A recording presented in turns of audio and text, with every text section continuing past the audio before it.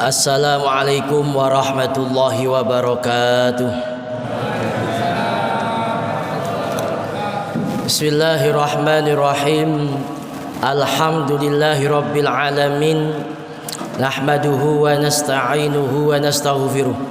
Wa na'udzu billahi min syururi anfusina wa min sayyiati a'malina. May yahdihillahu fala mudilla lahu wa may yudlil fala hadiya lahu. أشهد أن لا إله إلا الله وحده لا شريك له وأشهد أن سيدنا ونبينا محمدا عبده ورسوله اللهم صل وسلم وبارك على سيدنا محمد وعلى آله وصحبه أجمعين أما بعد. Alhamdulillah, pada malam hari ini Allah masih berkenan memberikan kita kekuatan, hidayah, taufiknya, sehingga pada malam hari ini Allah masih memberikan kita kesempatan untuk bisa kumpul bersama di tempat yang berkah, di majlis yang penuh dengan keberkahan dan maghfirah daripada Allah Ta'ala ini, dalam keadaan sehat walafiat. Saat ini kita telah menapaki hari ke-16, malam ke-16 daripada bulan suci Ramadan, yang artinya separuh daripada bulan Ramadan telah hilang dari kita semuanya. Pertanyaannya, apakah dengan berlalunya Ramadan yang separuh ini membuat kita tergugah semangat untuk memperkecil ketinggalan, untuk semangat beribadah? Barangkali yang kemarin tidak sempat melakukan hal-hal yang harusnya dilakukan, tapi saat ini tidak sempat dilakukan, maka ayo di separuh akhir daripada Ramadan kita kejar ketertinggalan itu. Apalagi beberapa hari lagi kita sudah akan memasuki malam-malam al-ashr al-awakhir min Ramadan, yang disebut sebagai sangat potensial untuk terjadinya Lailatul Qadar. Para bapak, para ibu, wonten ibu nggih? Oh wonten nggih. Para bapak, para ibu, para hadirin hadirat rahimakumullah. Allah Subhanahu wa taala menurunkan surat Al-Alaq ayat 1 sampai 5 yang berbunyi, Iqra bismi rabbikal ladzi khalaq, khalaqal insana min 'alaq, Iqra wa rabbukal akram alladzi 'allama bil qalam, 'allamal insana ma lam ya'lam. 5 ayat awal daripada surat Al-Alaq ini Allah turunkan sebagai pentahbisan atau sebagai hal yang melegitimasi kerisalahan daripada Nabi besar Nabi Muhammad sallallahu alaihi wasallam. Dengan adanya ayat ini turun, malaikat Jibril sampaikan 5 ayat ini kepada Nabi Muhammad sallallahu alaihi wasallam, maka Nabi Muhammad sah menjadi nabi, sah menjadi rasul. Selanjutnya beberapa hari kemudian, menurut satu pendapat turun surat Al-Qalam, hanya beberapa ayat. Ada yang mengatakan 10 ayat awal, ada yang mengatakan 7 ayat, yang berbunyi Nun wal qalami wa ma yasturun. Para bapak, para ibu sekalian, hadirin hadirat rahimakumullah, jika kita perhatikan 2 surat atau 2 kejadian turunnya ayat yang Allah lewatkan malaikat Jibril untuk disampaikan kepada Nabi besar Muhammad sallallahu alaihi wasallam ini, 2 ayat itu menandakan bahwa Nabi Muhammad akan diutus untuk menyampaikan dakwah syariat-syariat yang Allah tetapkan. Ada kata allamal insana ma lam ya'lam, mengajarkan manusia apa yang tidak diketahui. Artinya ada proses ta'lim wa ta'allum di dalam ayat itu. Belajar mengajar. Kalau bahasa kita mungkin KBM, kegiatan belajar mengajar. Selanjutnya turun juga ayat nun wal qalam, diawali dengan wal qalam. Kalau yang pertama Nabi Muhammad disuruh untuk membaca. Yang kedua Nabi Muhammad diisyarahkan dengan kata-kata al-qalam bahwa pengajaran ta'lim wa ta'allum selain dengan banyak-banyak membaca, tapi jangan lupa untuk diikat bacaan itu dengan al-qalam, yang artinya adalah pena, dicatat. Maka jika dikatakan al-ilmu saydun wal kitabatu qaiduhu, ilmu adalah hayawan buruan yang jika tidak lekas kita ikat maka akan kabur duluan. Wal kitabatu qaiduhu, kita ikat itu ilmu, itu kita ikat dengan al-kitabah, tulisan, dan tulisan menggunakan al-qalam. Para bapak, para ibu sekalian rahimakumullah, yang menarik adalah ayat selanjutnya yang turun adalah surat Al-Muddathir. Setelah itu Al-Muzammil. Ada yang mengatakan Muzammil duluan baru Al-Muddathir, Al-Muddathir duluan baru kemudian Al-Muzammil.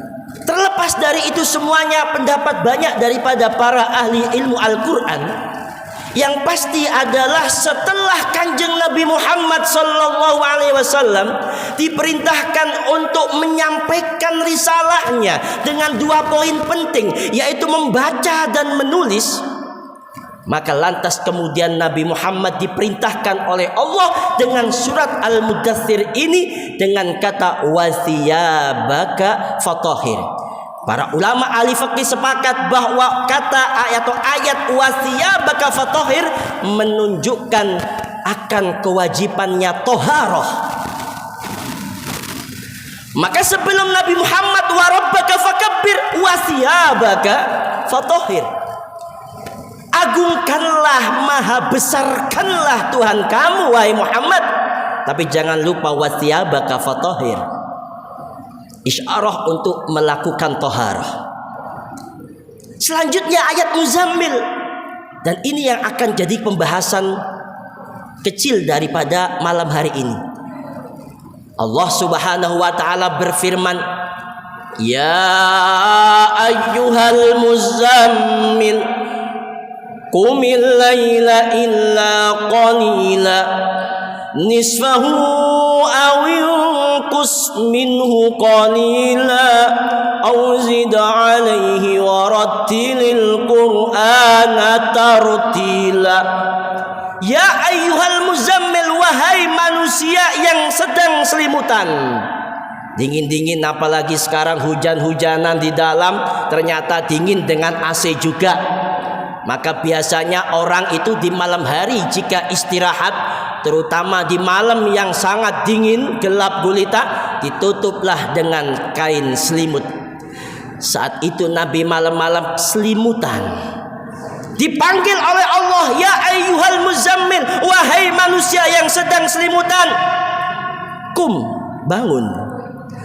Kapan bangun? Kumil lailah, bangunlah malam ini. Bangun, ayo bangun.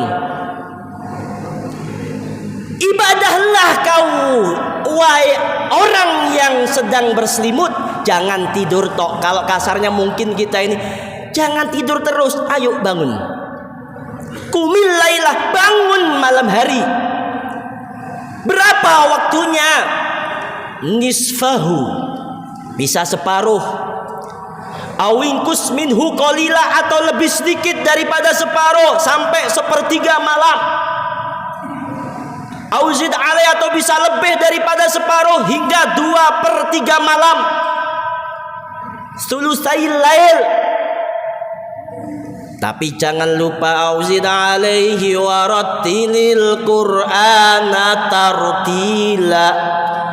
Di sini para bapak, para ibu sekalian, perintah qiyamul lail, kum ini fi'il amar, kemudian diatofkan kepada kum adalah kata fi'il amar juga, warattil.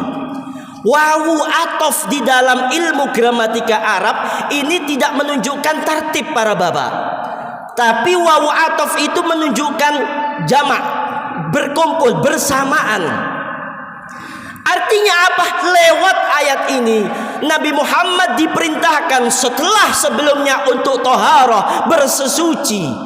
Nabi Muhammad diperintahkan untuk qiyamul lail, untuk ibadah menyembah kepada Allah di malam hari, disertai dengan tartilul Quran bareng. Para hadirin hadirat rahimakumullah, lanjutan daripada ayat ini yang luar biasa. Allah Subhanahu wa taala kemudian berfirman, "Inna sanulqi 'alaika qaulan tsaqila." Inna, sesungguhnya aku Allah, sanulqi akan menimpakan alaika kepada engkau wahai Muhammad, qaulan sebuah ucapan, sebuah perkataan, tsaqilan yang berat. Para ahli tafsir menyatakan qaulan tsaqila yang dimaksud adalah Al-Qur'anu kulluh. Maka tidak heran saat Nabi Muhammad menerima wahyu dari Allah lewat malaikat Jibril, itu kadang seperti ada lonceng yang langsung dibunyikan di samping telinganya Kanjeng Nabi, sehingga mengagetkan sekali, kaget setengah mati.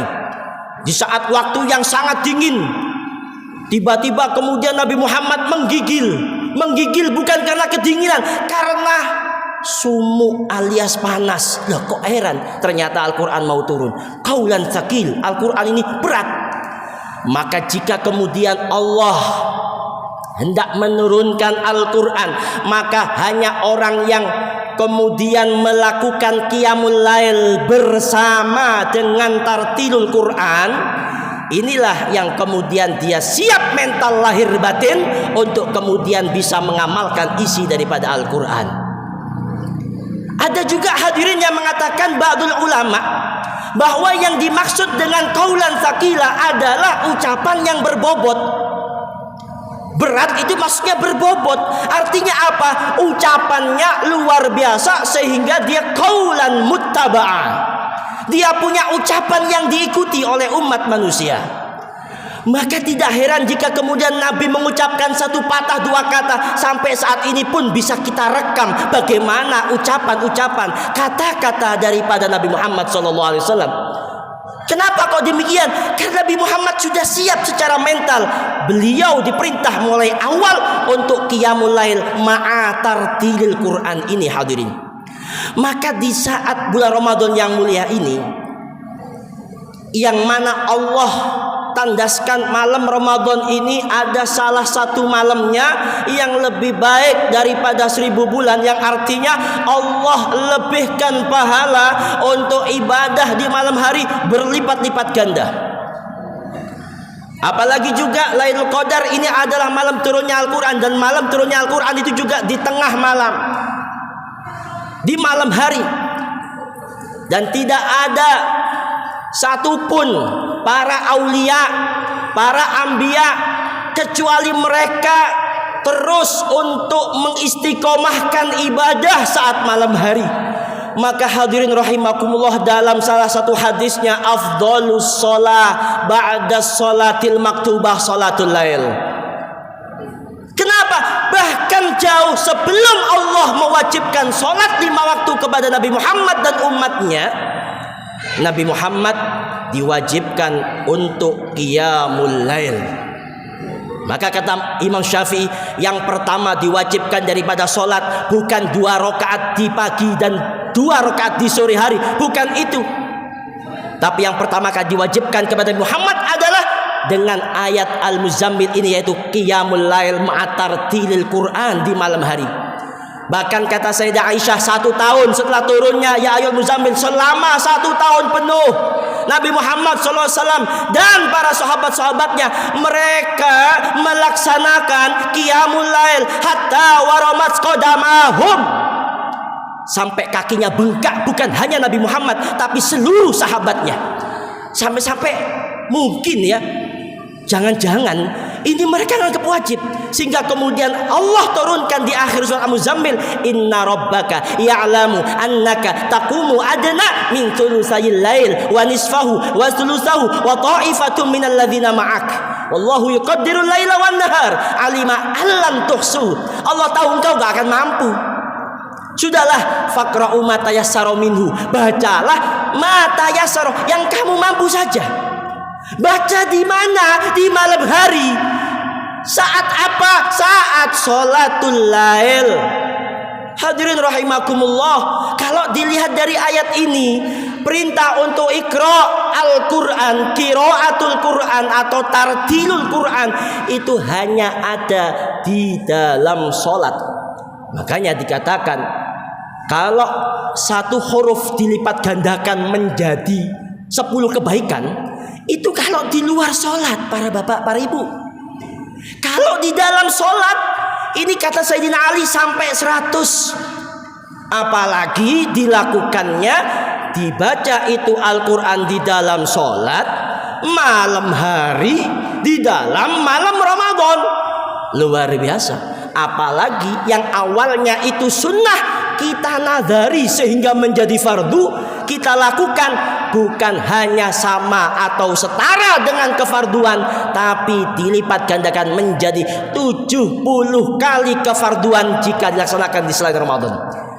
Hadirin wal hadirat rahimakumullah, semoga ini sedikit tapi insyaallah manfaat dan dapat menggugah motivasi semangat kita untuk istiqomah melakukan qiyamul lail ma'atar tilil Quran. Dan qiyamul lail di dalam Ramadan, dalam hadis man qoma ramadhana imanan wa ihtisaban ghufira, itu kata para ulama itu adalah salatut tarawih.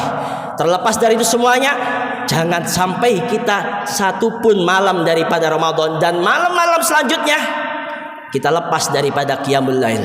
Bukan hanya saat Ramadan, tapi sampai maut menjemput kita, kita tetap istiqomah untuk melakukan sholatul lail, sehingga Allah angkat derajat kita lewat ayat asa ayyab'atsaka rabbuka maqaman mahmuda. Wallahul muwaffiq ila aqwamit thoriq. Assalamu alaikum warahmatullahi wabarakatuh.